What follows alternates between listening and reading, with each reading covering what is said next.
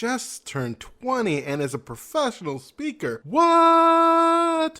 Welcome to the Joyous Expansion Podcast. I'm your host, Brett Dupree, scouring the globe to bring you stories of courage, passion, and resilience. If I could sum up this podcast into one word, I would use empathy. Now let's get inspired.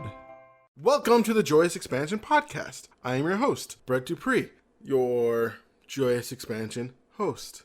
It has been a while since my last podcast, roughly 4 months since the last episode. My bad. Maybe 3. I don't know. I probably should have looked it up before I actually started that. This interview was actually supposed to go at the end of September, so a lot of the information that Perez, the person who I am interviewing, isn't going to be up to date. My bad. A lot of interesting things have happened in the last 4 months since my last podcast. Number 1, I got a girlfriend. Isn't that nice? Number 2, I have been feeling overwhelmed. And when I feel overwhelmed, I tend to shut down. It doesn't seem 100%, easy for me to see sometimes. Mostly because I'm still doing things. For instance, starting off the light work of Toastmasters and getting that up the ground. That takes so much of my energy. And a lot of the energy I used is energy that apparently came from doing this podcast. And the fact that getting people to be a part of the podcast all of a sudden started to slow down, and I got stuck in my old trap of not seeing the many views as I'd like, as not seeing as many guests as I like, and allowing myself to kind of let this go, feeling overwhelmed. For instance, especially the editing and just feeling that tightness in my chest when I'm editing somebody, and that feeling in the back of my head, because that's how I know when I'm feeling overwhelmed, is I feel tightness in my chest and the back of my head. I think that's where the fight and flight mechanisms are. And basically, I got to say is that I messed up. I created this podcast as a way to make sure that I stick on track. I even kind of put up these interviews of trying to get many in a row to make me feel obligated to the person to make sure I get them out on time. And that didn't work out. That didn't work out at all. Mostly because it's now February something when this goes out. Hopefully the 10th in the evening, I'll finally get this out. Because I just want to get it out as soon as possible. And at least do one more of probably just me, because I don't have any interviews more lined up. So maybe I can get another one. I don't know. We'll see. We'll hope. We'll pray. But basically, it's been an interesting road. I hit my anxiety hit about end of August by just life uncertainty, this feeling of my contract was ending, and what if I would become full-time, and then I have to pay my taxes, and that kind of made me feel like I couldn't catch up financially. And the funny part is this month I was going to catch up financially because of my day job, and I had this feeling that something's going to go wrong, because every time it felt like that I was about to get forward in my finances, something would happen. I would lose my job, car trouble, my tires would go out, something that would happen that would throw my life into disarray. And I could feel that to the point where anytime I got a call or my boss would come up to me and talk to me at my job, my thought was, oh no, I'm going to be fired. And he could just be saying hi and have a smile on his face, and generally speaking, when you're let go, as I've been let go, they generally don't do it with a smile. And they seemed pretty happy with me at my job as well. I mean, they hired me to be a full-time temp, which is beyond a contractor. And I would explain it to you, but I still don't fully understand it. But now I have benefits. And I already set up my acupuncture, and I'm going to see if I can talk to a therapist. I always wanted to try therapy, thinking maybe having someone to talk to will help me through that aspect of my life as my 40s. I really want to get that down, and to be honest, I've been behind on that. My desire to get my outside reality does not affect my inner reality, because when you have no enemies on the outside, opposite. You have no enemies on the inside, there's no enemy on the outside that can do you harm. The old African proverb that I heard from Les Brown, I believe in a very real sense. I was starting to do pretty good, but then I got to a point and it just didn't work out like I hoped. didn't work out like I hoped. But that's life, a constant learning experience. I remember when I was young, I thought there'd be a point in life where I would get it and it would all be over and it would be smooth sailing. Unfortunately, that has never happened. But I don't want to talk about life like it's completely been bad in the last 4 months. The Lightworker Toastmasters have been amazing. Every week I go has just been energizing. I've been a mentor to many people there, and it's been a lot of fun going to each meeting. I am closer to my DTM in Toastmasters, thinking of doing more leadership to help build up my leadership skills, even though my speaker skills are on point. And it'd be fun to work on competing again for next year. But we'll see. We'll see what happens. If I get a leadership role or if I don't, we'll see. We'll see what happens. But anyway, that's stuff that's not... Ooh, I just hit my pop filter. That is stuff that's not... that I can control. What I can control is my thoughts, my mind, and my body. And I really want to start working on that. So a lot of this podcast, if I don't get interviews, I want to still try to do this on a weekly basis of me just talking about me and my life. So it'll be more of this first part than having the interview and what I've learned on my life. And I think this helps. I think this helps me mostly, living a life with anxiety, mostly social. And it's one reason why I want to be an anxiety coach, because I truly understand. I've been coached by some great people who honestly didn't get it. Because a lot of times they were kind of like Nike in a sense, where their coaching was just do it. And even when I go to certain schools, it seems like how they talk about you have certain clients that you fire. I would be the type of client that would be fired because I have big dreams and almost no follow through. I mean, part of the part is I was listening to Russell Brunson's how there's dreamers, doers, and managers. People who are great at, or is it sellers? Dreamers, yeah, it was managers. There's 3 types of people. There's people who are great at dreaming and coming up with ideas. And there's people who are doers, who are good at the sales and actually putting things into action. And then there are the managers who are really good at making sure everyone's doing what they're doing. And one of the successful ways of growing a business is setting people up to work in their almost their natural area of expertise. And my natural area of expertise is I'm a dreamer. I love coming up with ideas. I'm not a big fan of following through with them. That's including this podcast. I love almost like the idea of this podcast more than actually doing the podcast. And then you top that on with like manager. I just don't really like asking for help. And that's something I want to work on. It's one of the reasons why I want to go into more leadership experience in Toastmasters to get a place to practice my managerial skills and to learn and to push myself, because that's why I do a lot of things. That's why I'm doing this podcast. I need to push myself, and that's how I grow, is to push myself. And that's the important part about life, I think, and to work on not retreating. I told myself I wasn't, and here I am 4 months later telling you that I did exactly what I told myself I wouldn't do with this podcast. I, quote unquote, failed. But just like Spider-Man in Spider-Man Into the Spider-Verse, the thing that makes a hero is not the fact that they fall, it's the fact that they get back up. And right now, this recording is me getting back up. Getting back up my podcast, getting back up in my health, getting back up in my mental acuity, and becoming the person I know I am, and working towards making this world a better place through my gifts. And one of my gifts is interviewing. I love interviewing people. One of my gifts is one of my GIFs is talking to people. Sorry, that's a joke that only I get, maybe GIFs or gifts. Gifts are talking to people and really working on my message and getting it out there and touching people and connecting with people. I was doing Simon Sinek's Find Your Why. And the way you find your why is you write down a bunch of stories and you have someone try to get to the why in the stories. And I was going to do it online, and I only ended up doing one of the stories.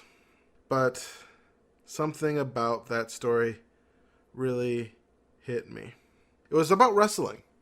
And how my entire wrestling goal is I wanted to win my last match. And that started out as a story and my thought process while I was doing it was this idea that I don't set my goals correctly and trying to find my why into that. But the more I thought about wrestling, the more I thought about my life in general and where I thrive, what I love. And I love being around people, which, being someone who used to have crippling social anxiety, that's something that it kind of shocked me. But when I thought about it, I really liked being around my group of friends. I felt great. But most of us feel great about being a group of friends. But I loved being a member of, I love football. And I loved being a member of a football team. Loved it. It was one of my favorite things. I probably did not like a good 30% of the people on the team, or we're just not the same type of, maybe not dislike. More along the lines, there wouldn't be people that I would hang out with, and we didn't exactly hang out much. I only hang out with my core group of friends, and only one of them was on the football team. So it's not like I made great football friends. I mean, if I saw one now, it would be like, yay, football! But we're adults now. In high school, I was like, I'm shy, don't talk to me. But I loved being a part of the team. And wrestling. I did not like wrestling. I wrestled because I was good at it. I mean, it's the reason why I didn't do shot put. I was terrible at shot put. Even though I was strong, I think it was just the way my arms were so short and my torso. I just not have a shot put body. And so I did not want to do shot put in high school because I sucked. And I don't like sucking at things. But wrestling, I was good. My first match, I pinned someone in 10 seconds. He was terrible. But at the same time, I did do that. And I just had, I have a short, stubby body that's really strong. So it was really hard for people to wrestle me. And so just being that, and I'm a decent athlete, so I was good at wrestling, so I stuck at wrestling. But one thing I loved about wrestling was being a part of a team and being surrounded by people and working towards striving for a goal. And then I started thinking about more of my life, more of who I am, more of what makes me me. And the thing that I love, absolutely love, are seminars. I love going to seminars. I love being around people. I love surrounding myself with people, that energy, that electricity, and working towards improving and seeing other people improve. I love it. In fact, one of my dreams is just do a year where I do nothing but go to seminar after seminar after seminar because I love it. It's amazing. Another thing that I love is group meditations. I love just being part of a group and meditating and getting together and just doing that. And it's amazing. It's awesome. And I love it. Another thing I loved back when I was working on getting in shape before I just could not afford it anymore, CrossFit. I loved CrossFit. The workouts are fun, even though they could be painful. The thing I loved most about CrossFit was working with people. Being in a group of people and working towards a goal together. In fact, my favorite part of CrossFit was the end where we just had to do our cool down. We were off from one end to another. We're all giving each other high fives, telling us what a great job we did. I love that. So basically my point is just looking at myself and being honest with myself is when I'm part of a group where we're all going towards a desire to grow, to build, and to be a part of that and leading that, that is my why. I love it. Love it. And that is what I'm going to focus on and drive me. And I'm going to use this podcast to help me. Because there's even sharing this podcast out into the ether and being part of that group. I don't like journaling because that's just me. But I like blog posting the things I would journal. This podcast is more fun for me than sitting down. I've been thinking about my anxiety for a while, and I just did a Facebook Live about it, and I feel so much better because I did that, because it shared it out into the ether, and the thought that somebody watched that and it improved energizes me, and that's what I'm going to focus on. So I guess I need your help to remind me. Anyway, let's go on, because this podcast does have an interview. Let's go on with today's interview. As a Tedx youth motivational speaker, world-class speaking coach, and occasional stand-up comedian, Mark travels to remind people why they are here. When people commit to their one thing in life, great progress happens. And that is how we make solving world problems easy. Now, here's my interview with the great youth motivational speaker, Mark Perez. Hello, Mark Perez, and welcome to my podcast. Hello. Says here that you are a speaking coach.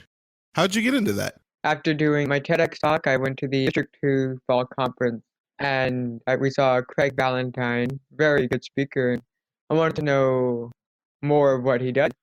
And so I went online and I looked up Craig Valentine and I signed up for his 52 speaking tips. I was added to his email list, and so he kept sending his email list all these announcements about his world-class certified speaking program. And after a while, I just figured, why not give it a shot? So it's been really exciting. And today I'm actually going to be coaching Joe Cardi, D2 winner for semifinals in the international contest.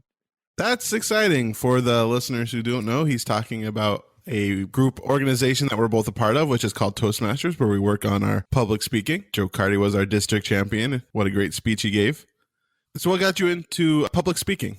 That started, I think, my junior year of high school when I was asked to give a speech to my team's cross country banquet. And it was a 5-minute speech, and it was the first time I'd been given an opportunity like that, and I really liked it. And the next year I did the same thing. I helped MC a few assemblies at my high school, and I realized, I'm going to graduate high school and I'm not going to be in cross country anymore. But I need something that gives me that kind of excitement as, running a race would. And public speaking was that thing that kept me going. Yeah, public speaking does have that high afterwards. I keep on telling people, don't need to go skydiving. I just need to get up in front of people. So tell the listeners how old you are. I am 19 years old. I'm going to be 20 on the 30th this month. Ah, congratulations. Happy birthday. Thank you. So you are a younger entrepreneur. How are the anxieties of being a younger entrepreneur and going for it? It's surprisingly less anxiety inducing as school is because I'm in more control of what I'm doing. I'm in more in control of what I'm learning. And you're allowed to make your own mistakes without any record consequences. Like if you fail a class, that's on your record. You can't change that. But if you miss out on a speaking engagement because of a bad email or a not so successful phone call, you just move on to the next client and just you move on. It's one person to the next and you just learn as you go on. It's really cool. What has been one of your biggest lessons that you've learned so far? Learning is limitless. Like you're never going to stop learning. There's never going to be something that life or the universe, whatever you want to call it, will teach you. I know I have on the top of my desk that I'm sitting on, I have over 20 books that I've read in the last year displayed because each and every single one of those books has taught me something, and it's been really cool to be able to actually apply it. What has been one of the most helpful things that you learned and applied out of the 20? It depends. Like, for example, at work, I would point out one of my leadership books, Simon Sinek's Start With Why, or Susan Cain, her book Quiet. It's all about knowing why you do what you do. It's about being true to what you are. It's about being, your most authentic self. In terms of public speaking, I read this book called The Brilliance Breakthrough. It was a $200 book, and it was just very thorough in what it takes to be a great speaker. One of the best books I ever read. In terms of self-growth, Mindset by Carol Dweck. It just taught me the importance of having a growth mindset. Wow, $200 for the book. Last time I paid that much, I was in college. No, just check it out. I think it's worth a read. It's one of my favorites. So how does it feel when you go up, because you actually speak to high schools? Yeah. How does it feel to be in front of all those high school students? I'm happy to say that I've reached this tipping point where the way I feel on the stage is the same as I feel off the stage. I used to feel nervous for sure. It was just sweaty palms and the fast beating and of my heart. And lately, I've noticed just any stage that I'm on, the transition is really smooth. There's no like trying to overcome that nervousness, but it's really exciting because in Toastmasters, your audience is over 30. People who have jobs and careers. So it's a lot harder for me to relate. Whereas with high school students, I am the same character, but they resonate with me more, not only because I look like them, but the message that I give is what they want to hear. So other than Toastmasters, have you spoke to any older audiences? Not that I can think of, no, it's mainly anything outside of actually my TED Talk. When I did my TEDx talk, I would say there was a good amount of people that were older than me. How was that experience, giving your first TED Talk? A lot of people ask me, what's your favorite thing about doing a TED Talk? And I'm gonna be honest, I think it was the food that they catered for us. That was that was probably my most favorite. But it's a genuinely amazing character building experience because not only is it just about spreading an idea, but it's making sure you're living and breathing that idea. The coaches, they did a good job in keeping you grounded to your idea. Because my biggest issue was I had so many ideas and I was trying to implement all of these ideas into the idea that I had interviewed for. And well, yes, they were like, okay, well, there's something we can pull out here, there's something we can pull out there, but we don't need everything all at once. And I know one of my coaches, he gave me this quote. He said, if you're going to speak, speak clearly and speak simply. Otherwise, keep making progress. And that's a public speaking tip that I've been following ever since. So during your public speaking career at first, did you ever have any doubts that you can do this? Oh, absolutely. I know it's towards the beginning when I was like, okay, what is a business? What's marketing? What's, networking? How does all this work? It's overwhelming. But, as Craig Valentine would say, there's magic in the mess. If you can sort out the mess, there's truly something magical there. And so I slowly over time with reading and experience learned how to organize the messes of owning a business like speaking or being like with Toastmasters and just so how the importance of self growth that goes with it. You keep on mentioning Craig Valentine.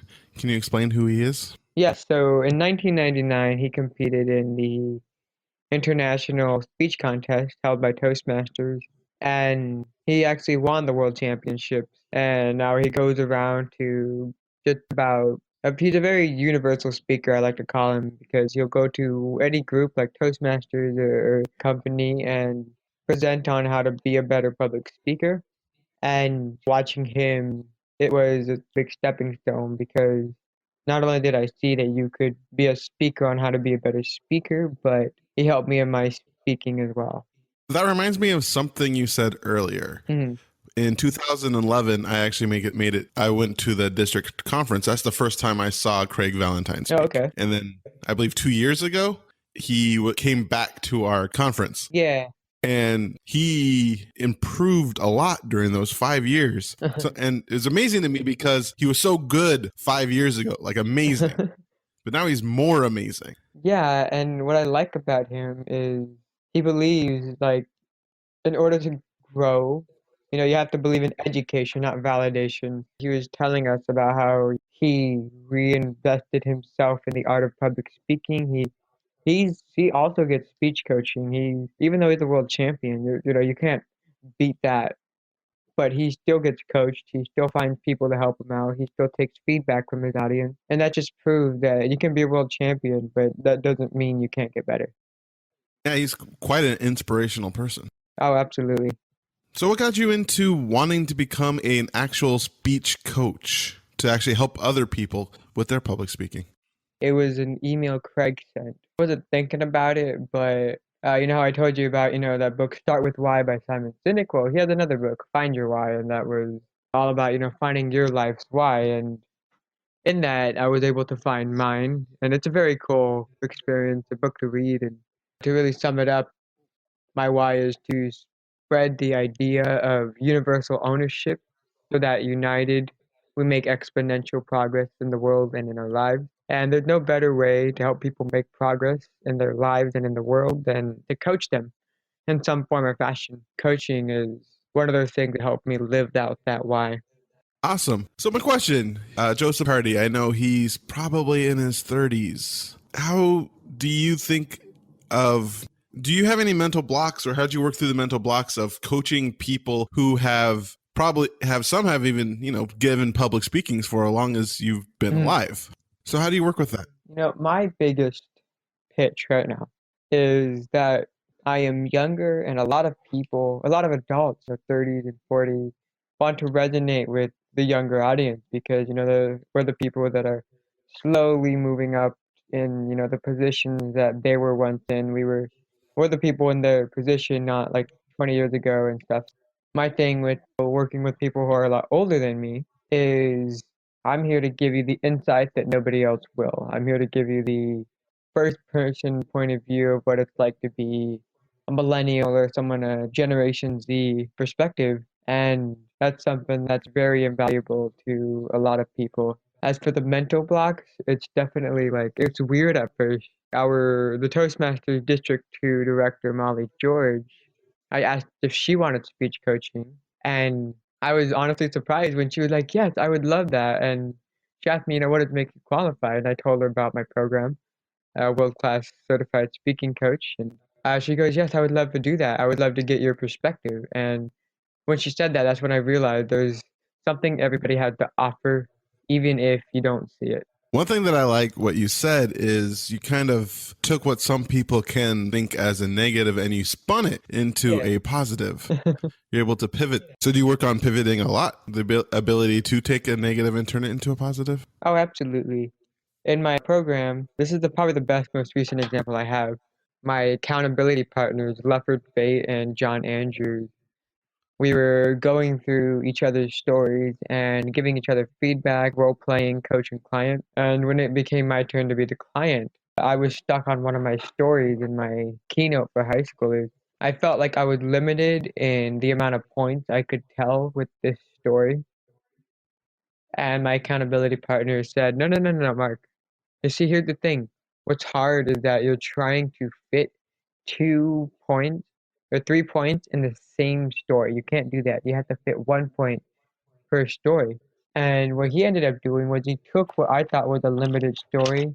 He branched out 7 different points in the same story that I could make just based on the way I could tell it. Wow. Yeah. 7.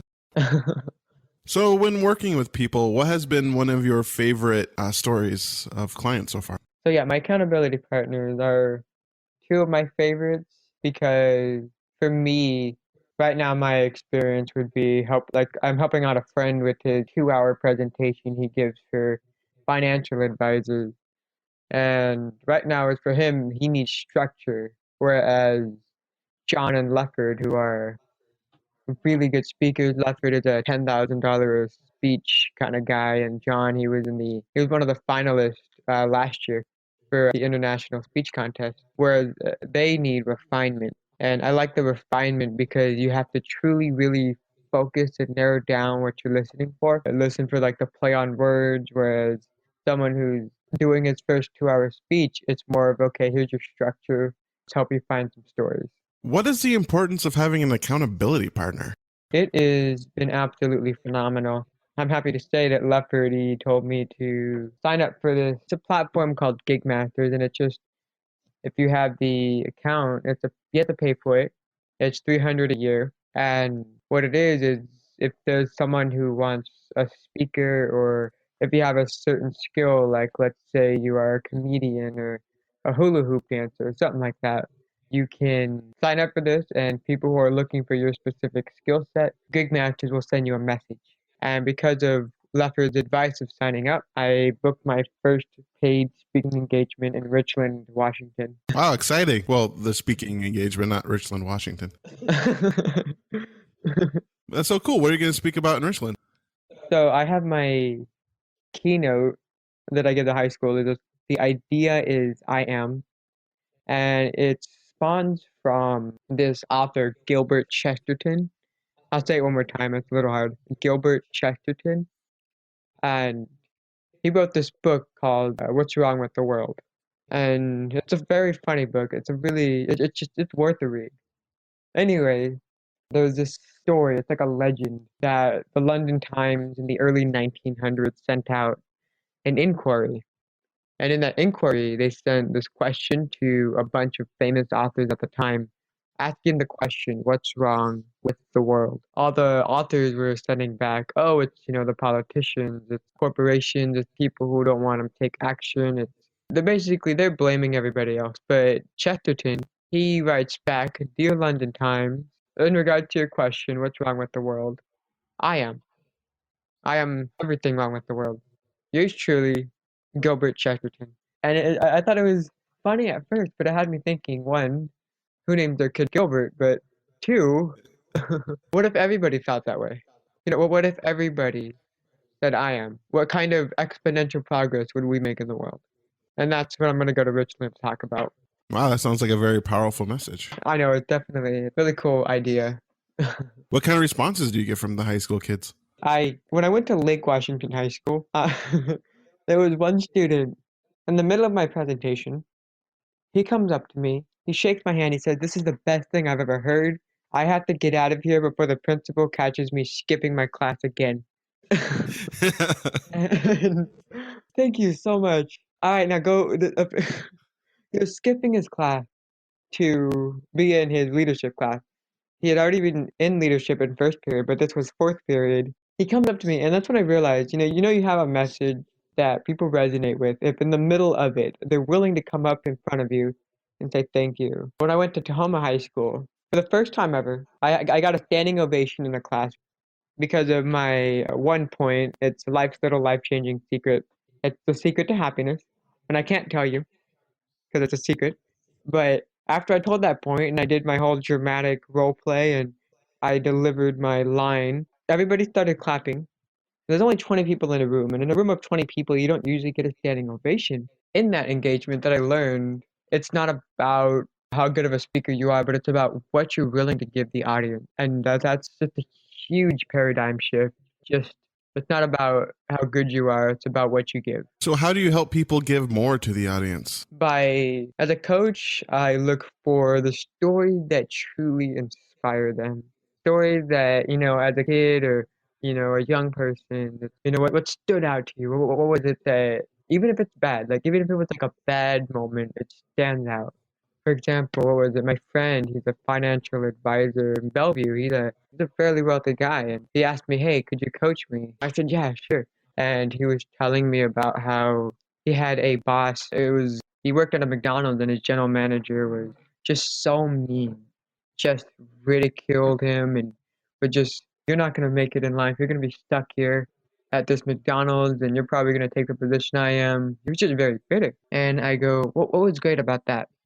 And he mentions his friend Steven. And Steven took nothing seriously. He would laugh at the general manager. He couldn't take angry customers seriously, which if you're at a McDonald's, it's not exactly high quality. But Steven didn't really let anything bother him. So he would make my friend laugh. And he was telling me that if the world was just a little bit more like Steven, everybody would be just that much more happy.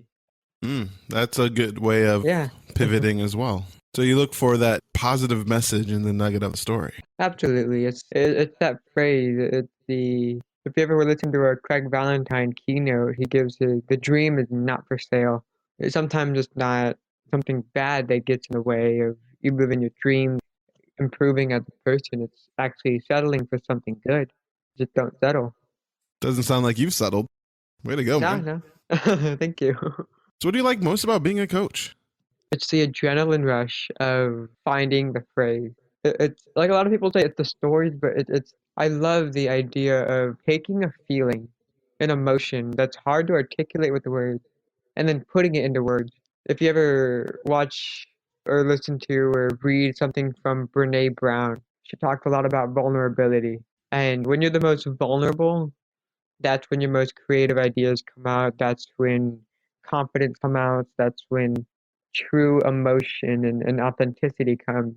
It's finding people's vulnerabilities, not in a bad way, but but it's finding that, that thought in your core that causes a reaction and putting it into words. That's how you inspire an audience.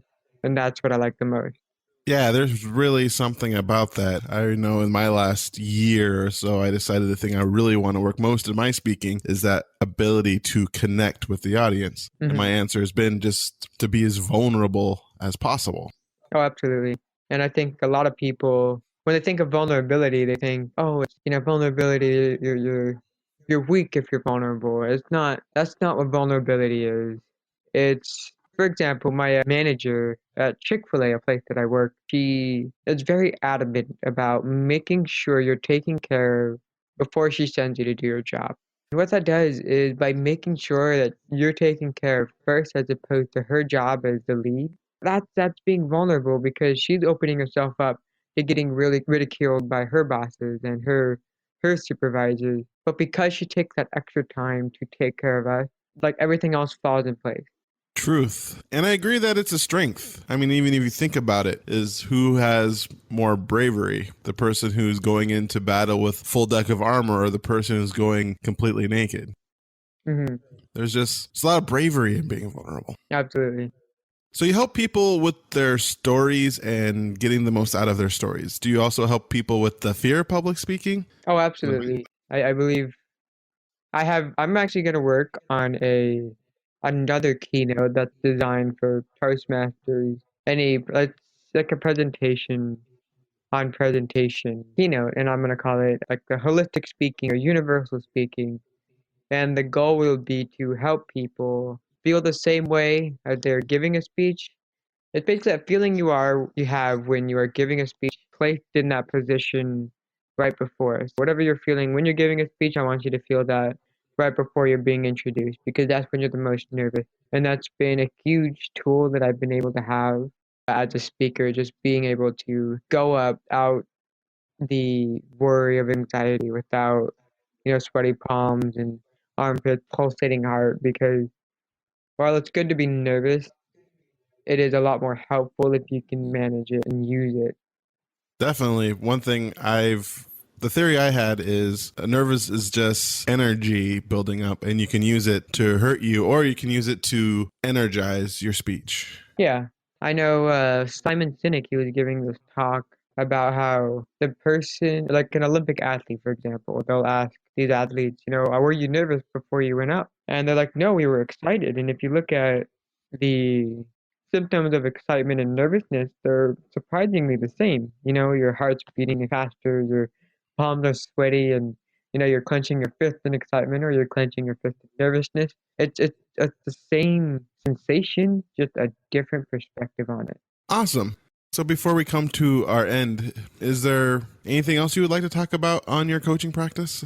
I am still in the program becoming a certified world-class speaking coach, and I am definitely looking to broaden my scope. And since I'm not certified and I'm just starting out, I'm actually looking for a lot of people to coach for free. As I mentioned, I'm coaching our D2 winner, Joe Cardi. I'm going to coach the district leadership, and I look forward to working with people and helping them become much more phenomenal speakers. Awesome. Well, I'll definitely love to get some coaching from you, man. Hit me up. All right. We are about coming to our end of our speaking time, which is what we call podcasting, is two people speaking to each other.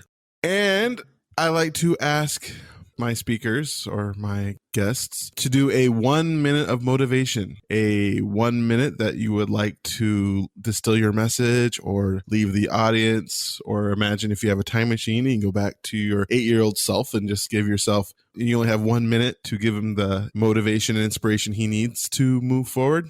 Okay. So are you ready? Yes, let's do it. Awesome. So I want you to imagine two dogs, one of whom we'll call him Dexter, and Dexter is hyperactive. He's energetic. And we'll call the other one Abe. And Abe is very chillaxed. He loves to just lay down and just watch as the time goes by. And as Dexter's running around, Abe is feeling a little aggravated. And so Abe very calmly goes up to Dexter and he goes, "Hey, do you want to know the secret to happiness?" And Dexter's like, "Well, yeah, a little bit. I don't see what would be wrong with knowing that." And so Abe goes, "Okay, happiness is on the tip of your tail." And so Dexter's, "Oh, perfect. All I have to do is get my tail." So Dexter starts to chase his tail over and over and over. And as Dexter is chasing his tail, the owner's watching the dog as he's chasing his tail, wondering what the heck is wrong with the dog. And Dexter just gets out of control. He starts spinning very clumsily. He knocks over this really expensive lamp that his owner had bought and breaks it. And the owner gets upset at the dog, and the owner goes to work knowing about this broken lamp, and it meant a lot to him. And he goes to work angry, and he gets all of his coworkers angry because he's in a bad mood, and all of his coworkers are angry. And they go home and they get mad at their families and their friends because they're in a bad mood because of that one coworker. And when you're angry and you're mad and frustrated, you're not you at your best self.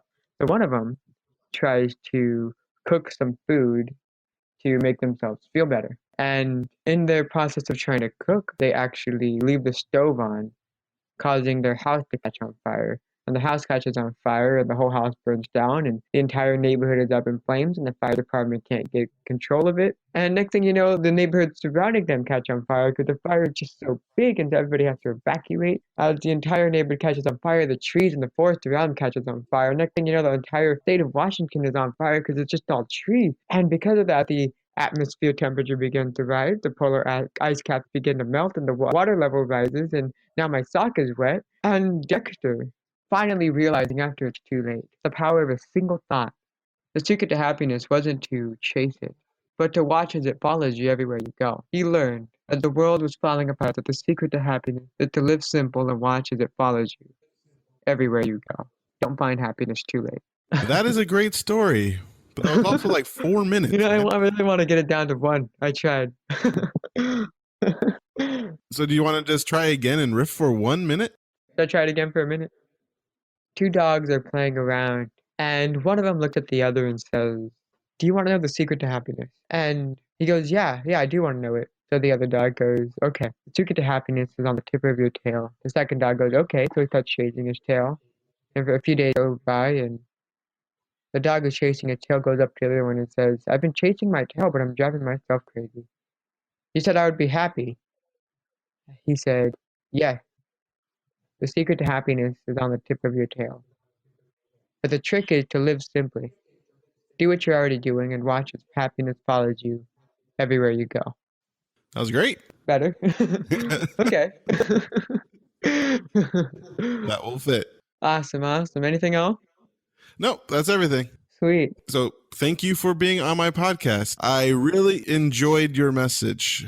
I think you have a very good message to talk about, and the secret to happiness is also really great. I enjoy seeing a youthful exuberance out of you. You're my first younger person I've interviewed for this podcast. And the way you worked through your trials and tribulations and helping people has been an inspiration. And it's been a pleasure getting to know you in the last 5 months that I've gotten to know you. So thank you so much for being on my podcast. And thank you so much for making this world a better place. Thank you for doing the same.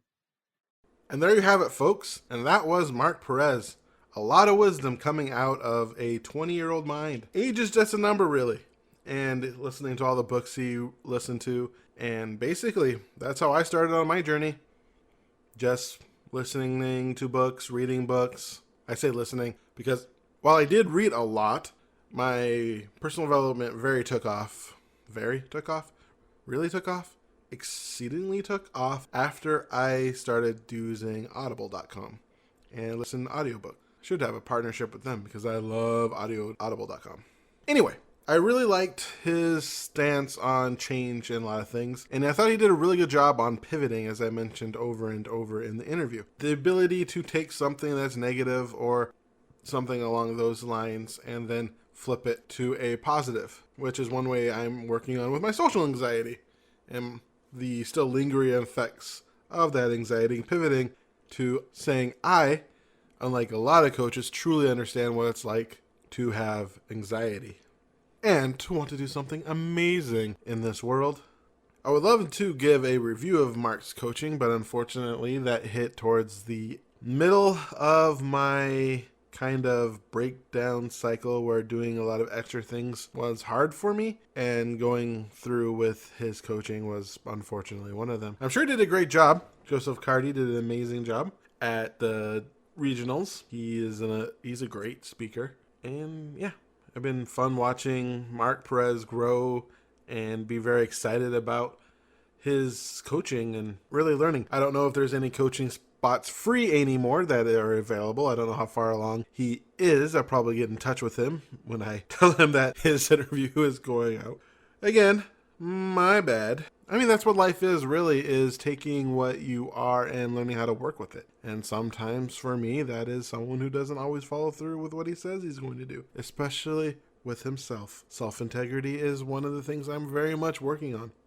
But I also think it's very inspiring listening to somebody who is half my age. Jeez, I'm 40, he's 20. Man, I just realized that. But listen to someone who's half my age who seems to have a good head on his shoulders and is moving towards his goals, his desires, his dreams. And I really liked that perspective he had about being an entrepreneur is less stressful than school because of the freedom aspect of it. And if you mess up, that you can just keep on pushing forward and there's no permanent record. If I can get that mindset in my brain, I know I would be doing a lot better, because for me, that just goes around and around and around and around and around and around and around and around until all of a sudden I look down and see a tub of ice cream and the ice cream has magically disappeared. But if he has that down, in my opinion, the sky's our limit for Mark Perez. If you're interested in learning more about Mark Perez, he has a website, Mark Perez, MarkPerez official.com. There he has a free gift for you, a want to be 3 times as productive tomorrow as you are today, or feel organized in your day-to-day life. He has a nice little download for you. And also, see if he's still offering free coaching and give him an email. He has a contact on his page for a free strategy session with Mark. That's Mark at markperezofficial.com. Even if he costs money, I'm sure it's very much worth it. As I have seen him speak, a little tidbit is for the Lightworker Toastmasters. For the first meeting, I had guest speakers, and Mark Perez was one of the guest speakers. And the reason why Mark Perez was one of the guest speakers is because I've never seen him speak other than his TED Talk. And TED Talks are very formulated and you work on it really hard with the coach and everything. So I wanted to see the true, authentic speaking Mark Perez, not the TED Talk performing Mark Perez. And he is a great speaker. I was very energized, and for somebody of his age, increasingly impressed. I don't know why I say that. I'm impressed with him at any age. He's a very impressive man, period. Age is just a number, and he does such a great job of speaking. And the fact that he goes to high schools to speak, which I still think would be a biggest fear of mine. But basically speaking, the being in front of high school students, I think, is commendable to speak to the youth. So listening to Mark Perez, someone who's energizing and changing lives, especially with the younger one, and the sooner we can get, if I got what I got when I turned 28, when I was 17, 16, 15, if I truly got that, I know my life would be much different in a sense of the ability to push forward and to know what is out there. I mean, we live in an amazing world where there's so many books and ways to communicate, and even podcasts like this that weren't around 20 or so years ago when I was 20. Such an amazing world we live in right now. And that is episode 14 of the Joyous Expansion podcast. Only 4 months late. That's not too bad, don't you think? I am Brett Dupree, your Joyous Expansion life coach, champion of authentic joy, and I forgot the third one I said before, but I am that. Oh, catalyst of transformation. I love that one, especially if you have social anxiety. I will work with you to become the greatest version of you. If you have a question that you'd like to ask for me, you can email me at brettdupree@joyousexpansion.com. That's BRE 2 T's, DUPRE 2 E's. Wait, messed up. DUPRE. Oh, man. See, I'm out of practice. Brett Dupree, BRETTDUPREE @joyousexpansion.com. Of course, my website, is joyousexpansion.com. I also have a free gift for you to learn how to break through those anxieties and the thought processes I use to help push me forward and let me to get back up like Spider-Man. My podcasts are always available at pod.joyousexpansion.com to listen to all the other episodes. So if you like this, share it with somebody. If you're listening on iTunes or whatever, subscribe, like, review, whatever it takes. It'll help me out. Don't you like me? Please? Just kidding. I just want to say from the bottom of my heart, if you are listening to this right now, I love you for who you are. I truly appreciate the time we have spent together. And I remind you once again to be joy, to be love, to be awesome. Now play that jingle. JoyousExpansion.com. JoyousExpansion.com. Come and say hello to Brad Dupree. He is an inspirational life coach. Good for you and good for me. He turned my life from grey to blue. I'm sure he'll do the same for you. Get in touch and you'll see your life will change dramatically. JoyousExpansion.com. JoyousExpansion.com. Yeah.